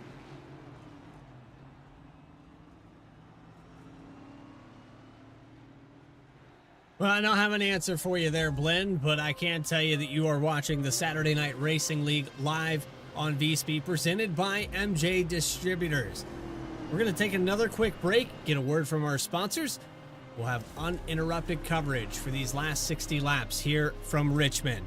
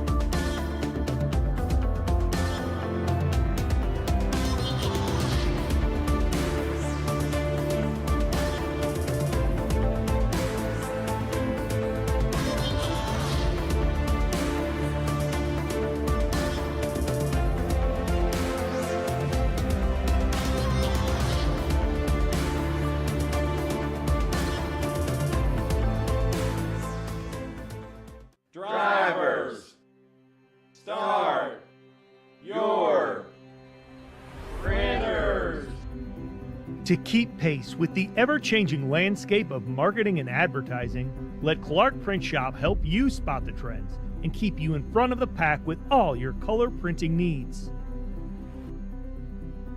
From business cards to invitations, menus to mugs, we can print anything you need on paper. Had a lot of cautions. It provides a lot of strategy. It's just another wrench in this race. We're restarting with 49 laps to go. Bailey Turner leads. It was Jeremy Miller. It might be Ryan Carwile by the time we get out of turn number 2. Great jump for the driver of the 24. Miller trying to chase the 24 back down. Carwile trying to maybe get solidly into the top 3 here. Now Martinez has poked his nose into the picture all of a sudden. Off of turn 4, the 30 car does prevail. Works his way up to second position. Ryan Carwile fought hard on the outside. Ooh. Oh, we booted him in the 1 there. I don't think Miller's going to appreciate that. Eddie Trejo's back up into the wall, but kept it straight again.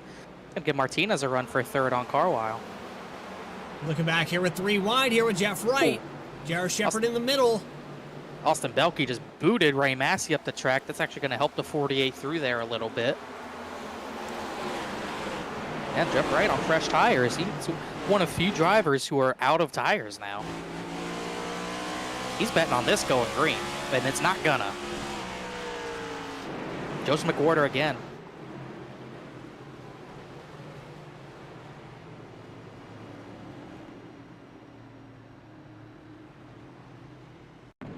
Another story of his season. He just has not had luck, and he got a boot from Logan Throke out there. And, ooh, Villalobos got a piece of it there.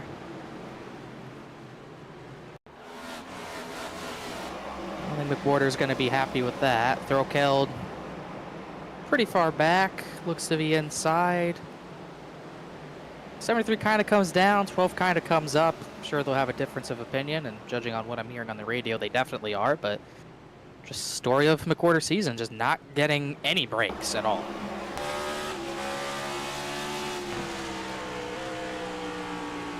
Anyone else pit this time? Doesn't look like it. Only drivers at the back. But yeah, just kind of booted him. Again, McWhorter comes down. Brookheld maybe thinks that McWhorter should have given him the room, but that did not happen.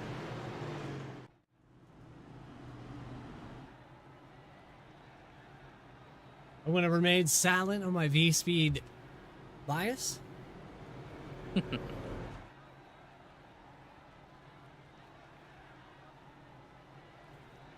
don't you say we dial up Bailey Turner? Probably the best time for us to. I think you got him. See if I can get him here. I'm trying to look for him. Load up. Hey, Bailey Turner. Got you in the VSPEED booth. You got a copy? Gotcha. Well, we got, what, we'll restart just over 40 laps to go. It took you darn half the race to get to the lead and pass Jeff Wright and a few others. Got some differing tire strategies. What's the key to winning this race now at this point?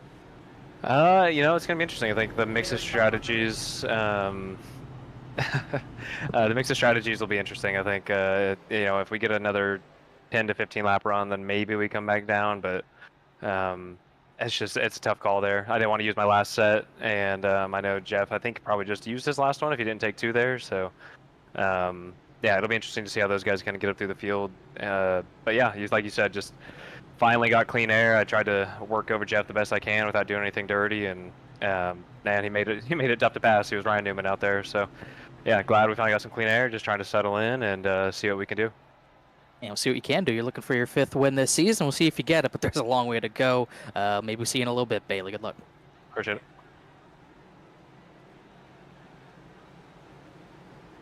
That was Bailey Turner here. Restart on the outside row and finally get him back into his channel there. Him and Jeremy Miller kind of in the class of the field behind Jeff Wright, but I think really Jeff Wright, I don't know if he was the class of the field. He led all those laps, but definitely struggled. And now he's trying a different tire strategy, just trying to try anything to get that track position back on these guys in front of him, but it's going to be tough. Tough it is. 138 laps will be completed. We're sitting just over 40 laps left in this thing. Bailey was contemplating when to come down, if at all. I think he just runs this thing out all the way to the end. Green flag. Martinez on the outside How about that? Alec Martinez, for the first time, going to try to fight for the lead. Contact, pinch down here on the 30 car. Yeah, Miller just not getting a good restart on the bottom of the racetrack, but he actually got a better exit on the bottom than the 43 did. Jeff Wright trying to go 3 wide. He got pinched hard by Kenny Kibbe in the background, trying to make ground on those fresher tires. Martinez tries to hold on to second. They're going to be side by side for second, but Jeff Wright poked the nose 3 wide. Dakota Floyd got forced up the track out of there. 4 wide back there with James Lehman in that mix. They're beating, they're banging. J.R. Shepard has to back out. They somehow got through there. And it continues on. Chad Klinger on the outside. He follows suit with the 6 of Josh Adams. These are some of the cars that are on much fresher tires. They work on Ray Massey in the 23. Trying to get by Massey. Massey had a big wiggle out of 2 last time by. I didn't know what for, but that really stacked up this part of the field. This is about 12th on back. Josh Adams still trying to recover from crash damage. They're about to be 3 wide. They're 3 wide behind them, so we're going to have some maybe 3x3 action. Looks like Klinger's going to pass on it, but Lehman, Shepard, and Villalobos are going to be 3 wide through turns 1 and 2. Shepard backs out. Here comes Caleb Weekly trying to get to the inside. Just can't quite do it. So you're seeing all these different strategies. Here comes Jeff Wright to the top 5 inside of Ryan Carlisle. Now up to P5, looking to the inside of Angela Horonis. Meanwhile, Bailey Turner trying to run away. On this stint, there's 41 laps, but probably about 25, 30 under green. I don't know. Turner's still going to be tough to pass. He's shown the speed. But if Jeff Wright gets to him and it stays green, this could be a weird one. It's definitely going to be weird. I think best thing Bailey Turner can do right now is just put a gap on Alec Martinez as best he possibly can. And just hope he gets enough of a gap to, even if it goes green, Jeff Wright can't quite get there. There's contact between Michael Sturgill and Kenny Kibbe for 7th. Sturgill, another one on fresher tires. Same strategy as the 48, except he still does have a set of tires left. Compared to the 48, who definitely does not. So pretty important for Sturgill to try to chase that 48 down. On board with the 48 car of Jeff Wright, just behind Jeremy Miller for the 3rd position. Even on fresher tires, we're talking about almost a 20-30 lap difference here. 17 on the stint, 44 for Miller. He's going to go to the inside. Jeff Wright needs to get around one of these cars to the outside of the 30. Oh, he's going to get to the outside of Martinez, too. He shipped it into 3, trying to make sure he got positioning. He just couldn't quite stay out there on Martinez, but he got by Miller very quickly, and he's probably still going to get Alec here. So this goes green. I don't know. 24 is going to probably try to give Jeff Wright a taste of his own medicine with defense, but that's going to be tough to do. So it was 0.7 of a second on the gap here between 2nd and 1st. Jeff Wright looking to close that up. We are under 40 to go.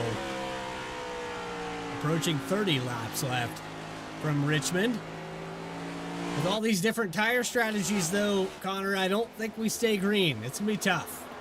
Yeah, it's just the main concern. Really, any yellow for Jeff Wright kind of ends his race. We almost had one with Caleb Weekly there. Slid the tires through 1. He's able to save it, but literally any stoppage in this race, Jeff Wright's going to be done for the battle for the win almost certainly with how old his tires will be. We got quite a few battles through this field. We just saw there in the middle of the pack with Sturgill and Horonis. That was for the 5th position. We had side-by-side back here for Josh Adams, Casey Lakatos. 09 of Chad Klinger also going to look 3 wide. Aggressive move. Klinger also, I think, should have some fresher tires. He's not getting a lot of room from Josh Adams there, though. This is for 10th. Remember, Klinger, he ran pretty much top 5 the entire first half before the tire strategies really started flying wild. So he's still trying to get back all the way up there. Battle for the 4th position is going to heat up. Miller and Sturgill is another one on pressure tires. Sturgill getting through the field, but not keeping pace with Jeff Wright like he needs to right now. It's really best case scenario if this goes green is if that 24 holds that 48 up, because Jeff Wright is pretty much there as they're 3 wide for 9th position again in the background. Trying to keep my cameras on the action. 09 to Klinger, probably giving some voices to the two in front of him here. Figure it out so I can get around. He's got much fresher tires in both these cars. He's watching. Goes Jeff Wright for the lead. Got a good run off of 4 on Bailey Turner.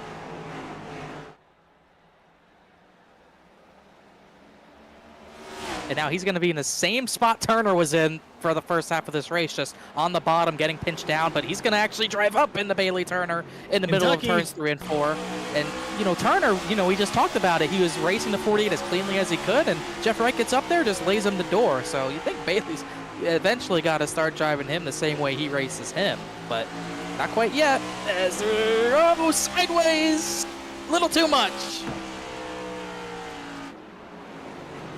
Now, how much did that hurt the tires? Well, if we know anything about... Oh, I thought he was spinning. Goodness, that was close. Know anything about this tire model here, Connor? It only takes a little bit of that to upset this car.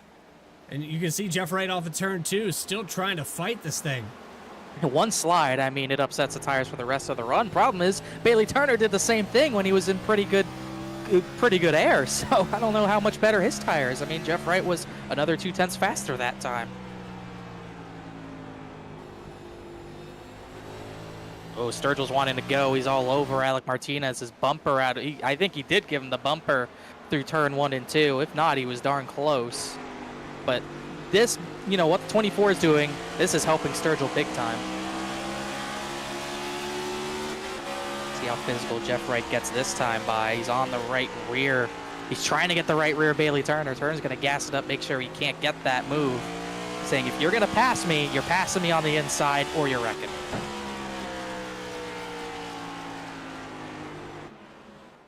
We got to wonder how much of the advantage of tires can the outside work here. Gonna look to the inside. Turner's going to try to chop him off. Couldn't quite do it. That was a great corner for Jeff. He had an even exit with the 24 there. How hard does he ship it into 3? Ooh, he's going to drift up into him a little bit again. You can see he's just got much better rear grip. He's going to lead at the line this time. I think he just fired into 1 and clear him. He didn't do it, though. Ooh, so close. I think he's got him now. So praying that this race stays green and almost a drift up there into the entry of 3. Turner got him a little bit of a break. But I think he knows that if he fights him for too much longer, well, he's going to go ahead and do it again here in 1. I mean, he's got no choice. You're not going to just not fight him. This is for the win if it goes green. Just not quite anything you can do there. Right back on the inside. Doesn't quite have the grip. You can see I'm struggling, trying to get the power down, trying to stay with the 48, just can't do it. He's sure, even still with the older tires, he is better on entry than Jeff Wright, but that extra tire is just giving him everything he needs center exit.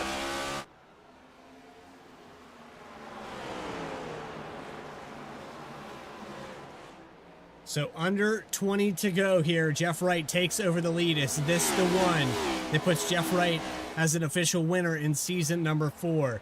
It has taken 9 races to get here. Bailey Turner with 4 wins. Sturgill with a win. You've got other drivers through this field. Chambliss a win. So many drivers that, you know, last season we talked about the variety of winners, but Jeff Wright, Bailey Turner, AJ Stravato also with a win. It's crazy to think that Jeff Wright, this deep into the season, hasn't found his way to victory lane. Could this be the one tonight? It's not like he hasn't been in position for a few. Auto Club, he was so close. Yellow comes out. Strategy doesn't go his way right there.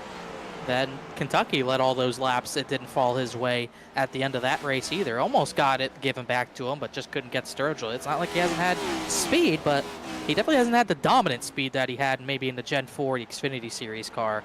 A bit more of a struggle, but he's still been at the front of the field. We still have a lot of laps left to tick away and an extra tire set for the 24 machine.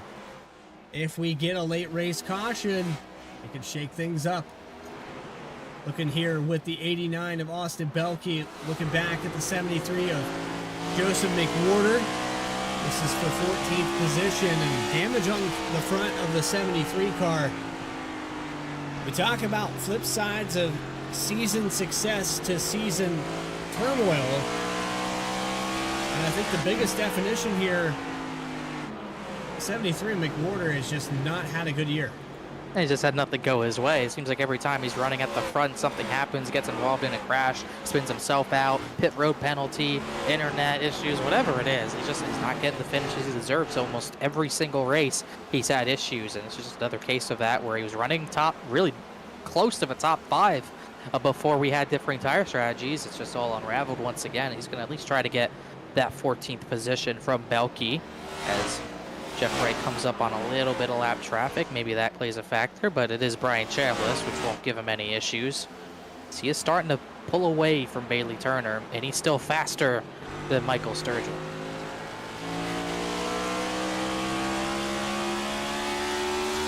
For another close battle on this racetrack, Josh Adams to the inside. Ryan Carwile, this is for 7th spot. To the outside for the 09 of Chad Klinger. So a 3-car battle here in the top 10.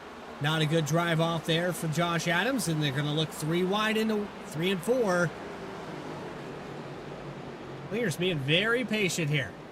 Kind of surprised he's being patient. I think Josh Adams is faster than Carwile. Just once again, this pass is very hard to make, as I don't think Chad Klinger thought Josh Adams was going to back off as much as he did. He put himself in the wall to avoid contact with the 6s. Next time by will be 11 laps of racing to go. How much is Josh Adams getting impatient? Looked like he wanted the bumper. I think he did hit Carwile a little bit there, but not too much.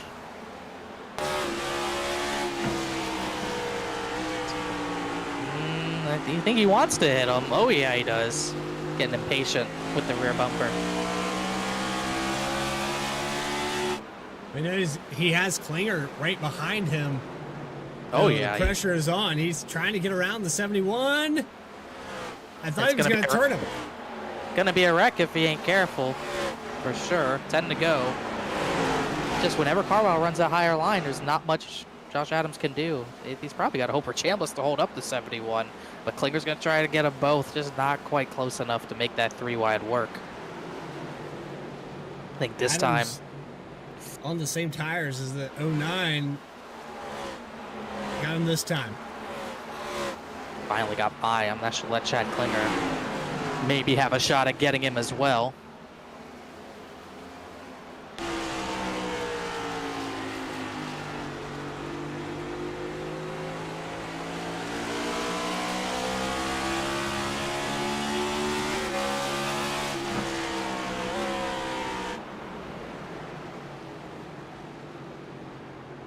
That'll heat up for 2nd position here, Connor.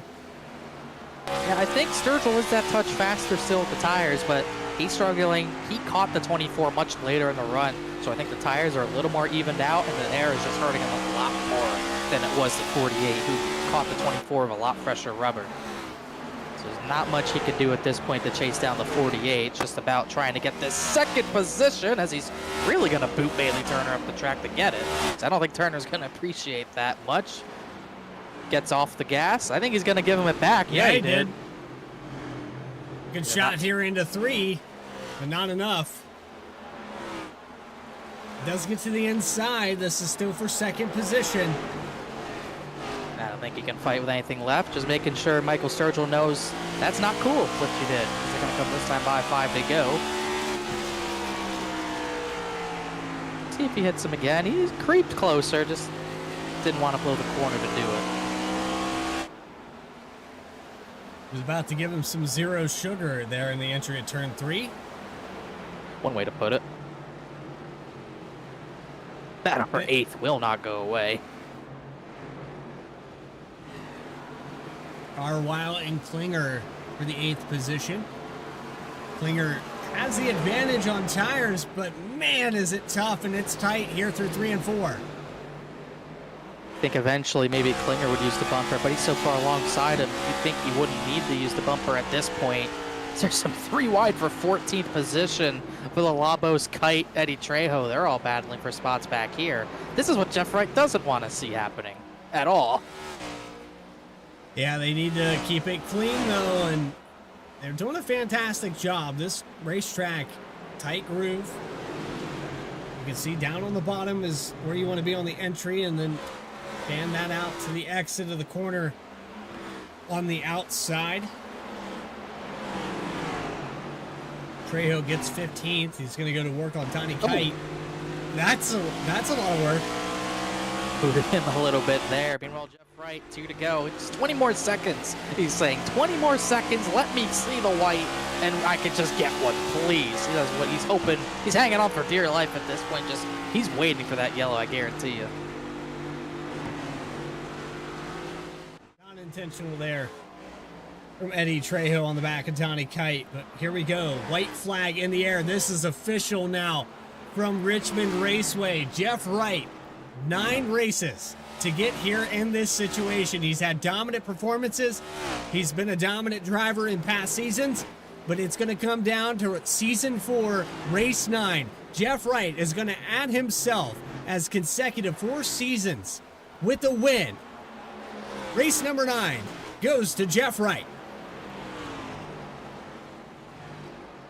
It's about damn time for him. He led. He definitely struggled a little bit, but the strategy was played perfectly by the 48 tonight.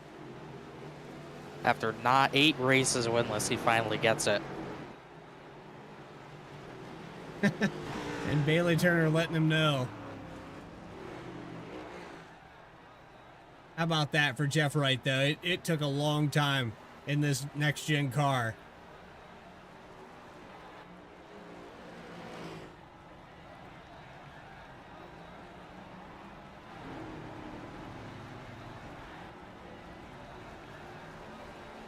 Post-race interviews with your top 3. We're going to get a word with Jeff Wright, Michael Sturgill, and Bailey Turner in just a moment. Those final race results coming up as well. You are watching Saturday Night Racing League, presented by M&J Distributors and live here on VSPEED. More coverage will continue right after this.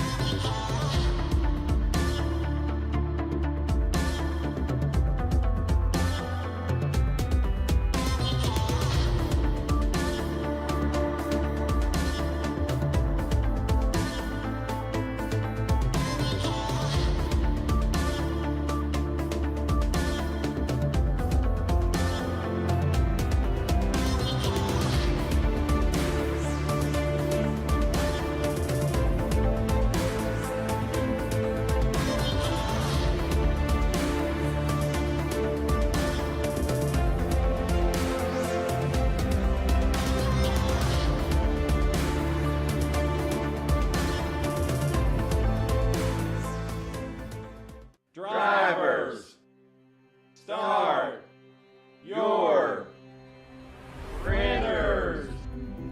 To keep pace with the ever-changing landscape of marketing and advertising, let Clark Print Shop help you spot the trends and keep you in front of the pack with all your color printing needs. From business cards to invitations, menus to mugs, we can print anything you need on paper or your choice of over 3,000 promotional items. Visit www.clarkprintshop.com to browse our online catalog and place your order today, or call us at 276-889-3426. For a limited time, use the code iRacing for 23% off your first purchase. The staff at Clark Print Shop looks forward to handling all your color printing needs. In the heartland of our country, something magical is happening. At Walkin' and Rollin' Costumes, we know the power of community, of hands coming together to create wonders. These costumes are symbols of love, compassion, and inclusion. Your hands can craft dreams Join us at Walking and Rolling Costumes build events and be a part of something extraordinary.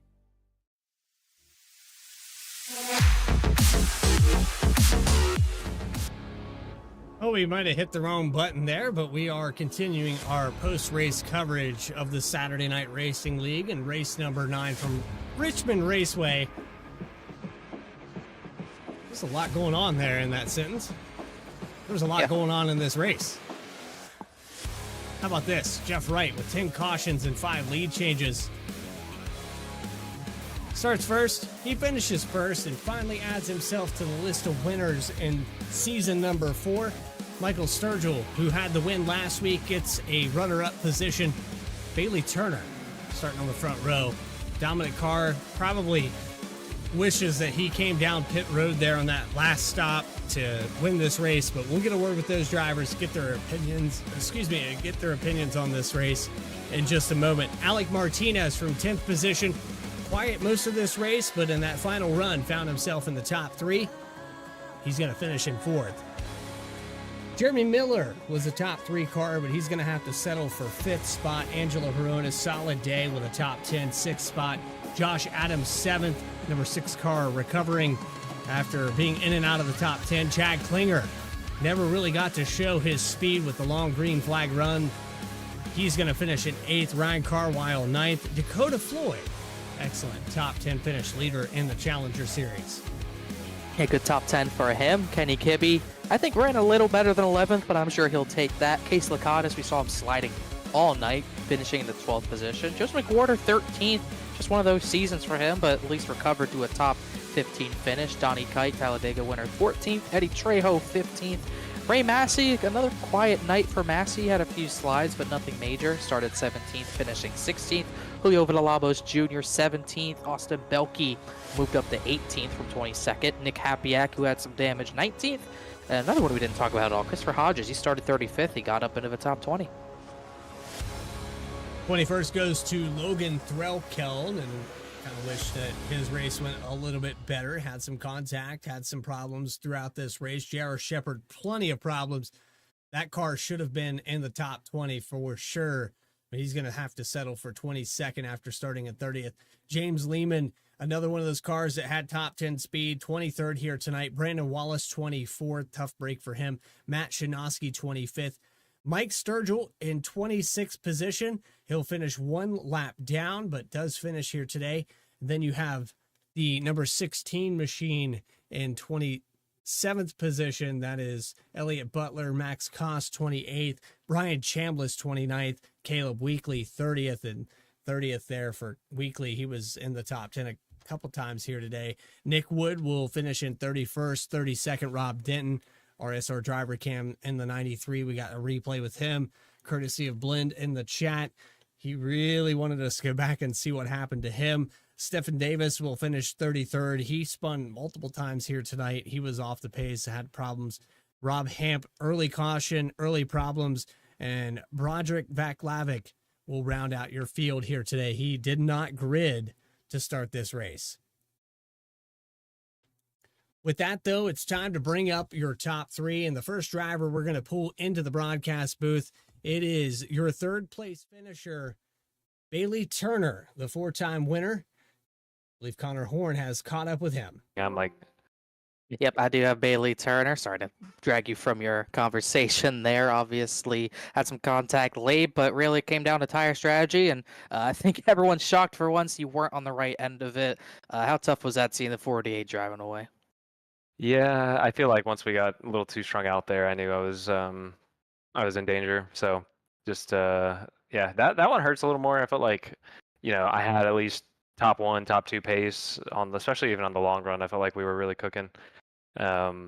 Just frustrating. That one hurts. Richmond's one of my favorite tracks, and man, we were just on the wrong end of the tire strategy, like you said. Felt like we've been on the right end of it a few times, and it just hurts these last 3 or 4 weeks. Been there, right there in the contention for first or second, and get wrecked multiple weeks in a row and then just be on the wrong end of a tire strategy here. So I think the luck is evening out, but on a positive note, we've had speed nearly every single week to be up there up front. So, we're going to take that forward and keep chugging. Definitely going to keep chugging. You're going to extend your points lead at least, but obviously that last run definitely had a little bit of dings. You're talking about how you don't want to rough up Jeff too much. You ended up getting into your door a little bit. Then you got a boot from the through. You're surprised about the contact from either of those drivers at all? I mean, I knew it was going to be hard to pass, and I was making it difficult on Jeff like he did at the beginning of the race. And, after last week, trying to make sure, at least on my end of things, not doing anything, stupid, and I want to be raced with respect, kind of, coming back. And, Sturgill gave me the boot as soon as he got to me, which I was a little frustrated with because I knew he was going to get me eventually. So I just had to make sure I let him know my frustration. But it's all good. We've raced pretty clean together all season, and he's raced me with a lot of respect. So, hopefully it's just a one-off. We'll see if it's a one-off for sure. We don't go to another short track, or at least a solid short track for a little bit. That depends on if you count New Hampshire or not. But either way, still a good P3 run for you guys. 2014 looking pretty strong. Anyone you want to thank, shout out? Yeah, all the guys over there at Sad Boys. Wish we had the whole crew there. Shout out to AJ on getting engaged. He had to follow my trend of getting engaged this year. So, congrats to him and his girl. And thanks to the admins and everybody that keeps putting this together. Just keep on, or what's the word? Keep on keeping on. Yeah. But thanks to you guys as well up there in the booth and all the sponsors that support the league. This has been a fun season, especially for me. So, hopefully we can continue this going forward. And that point lead will probably not be extended because Sturgill was second, but you still have a points lead going into the last few weeks of the regular season. Congrats on to P3, Bailey. Thanks for talking to us. Probably see you next week. Appreciate it. Yes, sir. Third place finisher here tonight, Bailey Turner, and he was talking about New Hampshire. That's another track that comes to mind immediately here, Connor, that if he's going to get another win this season, there are tracks here for the 24 car that he does really well at, that he has not been able to find victory lane, whether it was tire strategy or just, a late race caution. I would really like to see the 24 car capitalize at New Hampshire. Let's wait and see if that's the case. He was pretty fast there in another league that I saw. It was, I believe, the BTDY. He got a win there in a different car, but still got the win there. That in this next-gen car, the setup is not very fun, so who knows what we'll get from that race in New Hampshire in a few weeks' time. But you would think the 24 is still going to be up the front. Meanwhile, the guy that got the boot, gave the boot to the 24 was Michael Sturgill. He got the second. I believe you got him, Bradley. Got up here with Michael Sturgill, and Michael, I gotta say, the strategy here was a gutsy call. You followed in the tire tracks there with Jeff Wright to make that last pit stop, but it paid off. And we gotta say up here in the booth, we are kind of confused as to, how this race played out. A lot of cautions to start out early, and then we run green flag racing for 78 laps. Yeah, it was strange, but we would get like long-ish runs, 25, 30 laps, and I felt like my car was better than those in front of me. And then of course the caution would always come out. So I didn't get a chance to really get up through them at all. So I think we only had like 15, 20 laps on the tires and a caution to come out, and me and Chad just were like, we're doing whatever, like we're doing the opposite of whatever the leaders do, and we got off strategy, and it did actually end up paying off there. Glad Jeff got the win. He definitely made it through traffic a little better than I. I got hung up behind a couple guys, and I don't know if I would have even had anything for him, honestly, but I wish we could have had it be a little closer of a race. Well, you're coming off that win last week at Kentucky, and now another podium here on VSPEED and Saturday Night Racing. How does this feel now coming up to the closing part of the regular season, starting to feel a little more confident maybe in this next-gen car? Yeah, definitely feeling a lot more confident. And, I mean, I've always felt good in this car. It's just we haven't had the finishes to show for it. So now that we're getting the finishes that we think we should be getting, hopefully we can continue the momentum and maybe give Bailey a run for the regular season title. I don't know. It's going to be hard to make up points on him. Well, you made up a little bit of it here tonight. We're getting one up on the 24. Sturgill, I know there's a lot of people that support the number 3 being on this racetrack. Go ahead and shout those people out. I want to shout you guys out for the great broadcast. All the admins that put this league together, my teammates, which are Chad Klinger and my dad Mike, and a shout out to my dad. We're rearranging. If you see in the background, there's another rig built that's going to be my dad's. But we're rearranging some things, and I got my PC hooked up and had no output to the monitors from the graphics card. So he ran up and got me a new power supply and a new graphics card, and it ended up being the graphics card, but we got it all fixed, and we were able to hop in here and get second place, so can't beat that. Sponsored by Mike Sturgill here tonight. Sponsored by Mike Sturgill, yep. We'll get you back on the racetrack, and shout out to him. I know he had a little bit of a rough race, but did get the finish here tonight. But, Michael, we look forward to seeing you next week. I believe there is Chicagoland on the schedule for Challenger. Is that the same here for next week? Is it Chicagoland? I don't know. I just show up and race. All right, it's Las Vegas. I like it. It's Las Vegas. I like that track. It's similar. Yeah. Well, there you go. Cookie cutter mile and a half for Saturday Night Racing League. Appreciate your time there, Sturgill, and look forward to seeing you next week. Thanks, guys. And with that, we have one final driver to talk to. Connor, I know you said you wanted just Bailey Turner, but I think you got some good questions here. I know you've been watching Jeff Wright. You've been a part of this league for quite some time. You've got a good rapport with these guys. Why don't we just bring Jeff Wright into victory lane here right now? Connor Horn down with Jeff Wright right now. Yeah, I'm down here with Jeff Wright.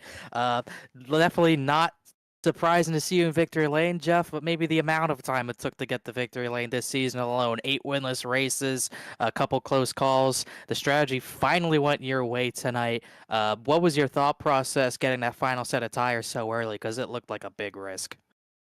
Yeah, big risk, but I figured there could be a big reward on the end of it. So just the way the season's gone, I just struggled to have strategy kind of fall into my lap and go my way and catch cautions at bad times. And once we got behind guys like Bailey, who was really good tonight, he's always so good at Richmond.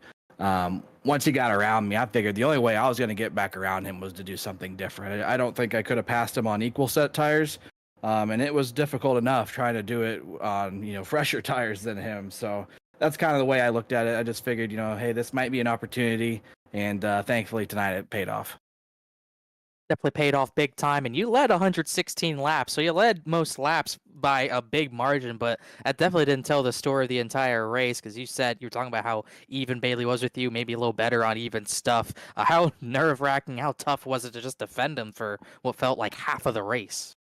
Oh, yeah, it was tough. He was just so much better than me on corner entry, and he could really drive it in deep and make it stick, and I just couldn't do that for whatever reason. I didn't adjust on anything to, help my braking or anything. I'm not very knowledgeable with that stuff when it comes to the next gen. So I kind of just drive it default. And, I figured I was still getting good exits out of the corner. So I thought, as long as I could do that, I could maybe hold him off. But, man, it was just really hard to pass tonight. And, the car that was out front had such an advantage. And so, we qualified on pole tonight, which was huge. And I probably, basically that's probably why we led so many laps tonight. We qualified on pole and it was just so tough to pass. But man, when we got back in traffic, it was chaotic for sure. And thankfully we just were able to get through that pack without getting hit and getting any damage. And then, when the opportunity presented itself to kind of get on off strategy from Bailey, once he got the lead, I figured we just had to take it. We had to try something here to get a win. And we got one tonight. Feels great. This is a car that's been a big challenge for me. So to be able to win in this car just feels awesome. And I just got to shout out all the guys in the chat. I see a couple of guys giving me congrats and everything. So Philip Brewer and Kyle Peacock, Max Cost, and all the Discord messages everybody sent me tonight. So this is a big win for me for sure. This car doesn't come easy to me.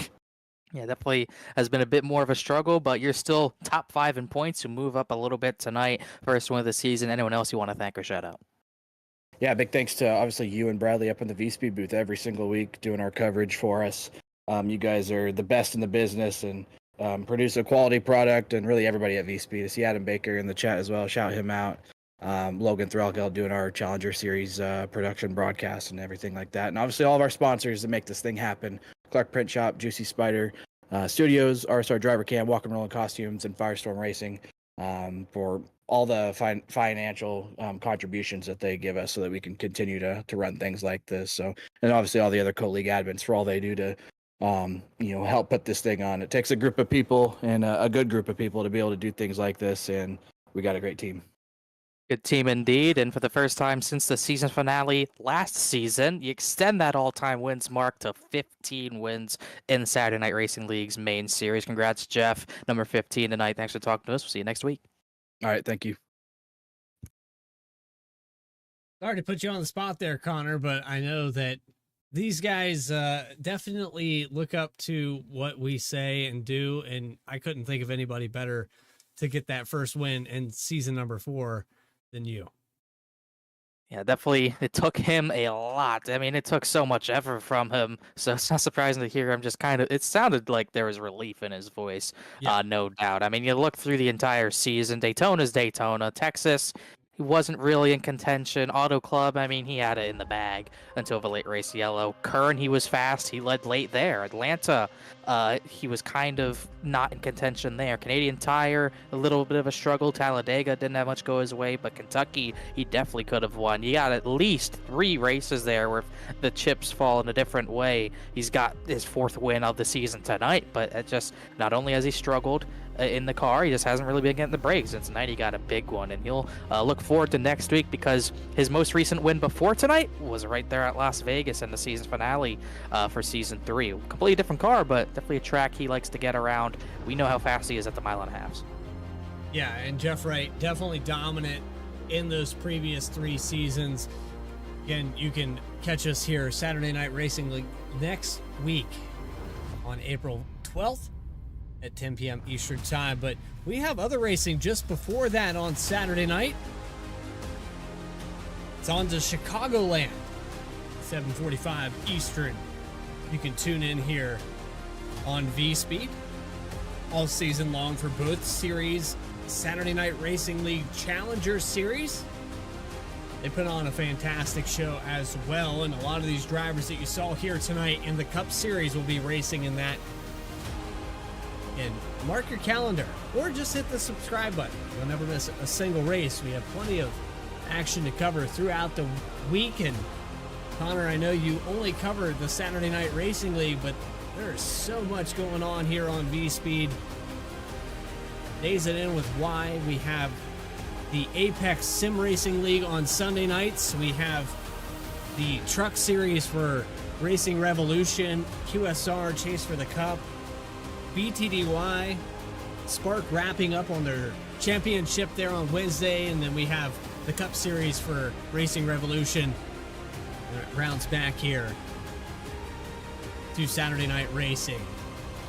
For everybody here at VSPEED, Adam Baker, who makes this thing look good, our other producers, Eddie Smith, Logan Threlkeld, Morgan Cook, Christian Hill, and soon-to-be Lucas Lyons coming up into the ranks for Connor Horn. This is Bradley Cooper saying so long from Richmond.